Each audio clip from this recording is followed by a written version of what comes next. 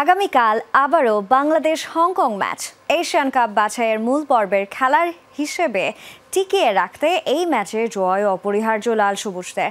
বাংলাদেশ অধিনায়ক জামাল ভুঁইয়া বলেছেন, হংকংয়ের প্রায় 50,000 দর্শককে ভয় পান না।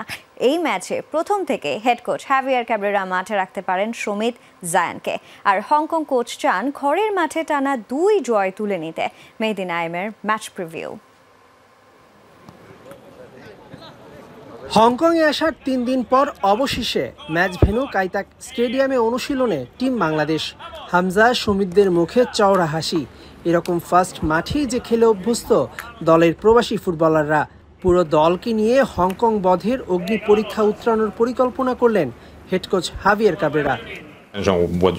আমরা শেষ ম্যাচে হংকং এর খেলার ধরন বুঝতে পেরেছি। এবার পরিকল্পনা কাজে লাগানোর পালা। গেল ম্যাচের প্রথম একাদশে পরিবর্তন আসছে।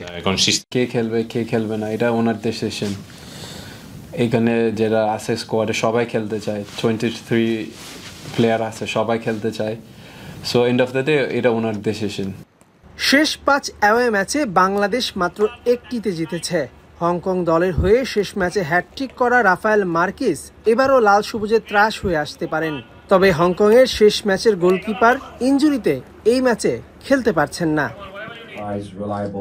হামজার খেলার ধরন আমরা বুঝতে পেরেছি। হংকংয়ে তাদের আমরা অনুশীলনে সব ধরনের ফ্যাসিলিটি দিয়েছি। আমরা ম্যাচটা জিতেই উদযাপন করব। Mehedi Naim, Jamuna sports, Hong Kong, China.